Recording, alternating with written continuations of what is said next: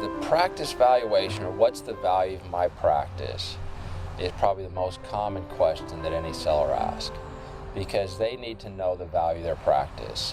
What it allows them to do is to help make a decision if they can make a transition out. Do they have the resources to be able to retire, so they can look at both their current asset wealth and then the return from their practice when they sell.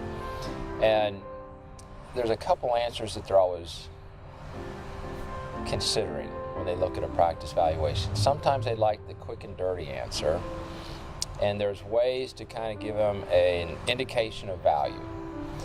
But in fairness to the doctor, it's really important for them to take into consideration a full practice valuation, where someone really looks at the value of the practice from every standpoint, so that they can really know what the value is going to be, not just an indication of value. And when they do that, sometimes there can be a significant enhancement or change in what the value of the practice is, rather than just saying, oh, it's some percentage of gross collections, because I hear that all the time. And that's just a very false indicator.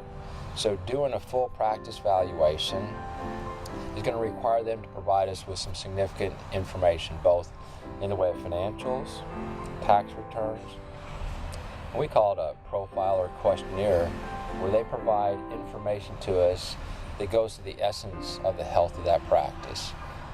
New patient count, what type of treatment they do, what are they referring out. It's quite a few questions that are asked to give us a handle on that practice, because we're going to have those same questions asked of us by both the buyers and the banks when they're evaluating a practice. And so if we don't take those into consideration, you're not going to have an accurate picture of the value of that practice.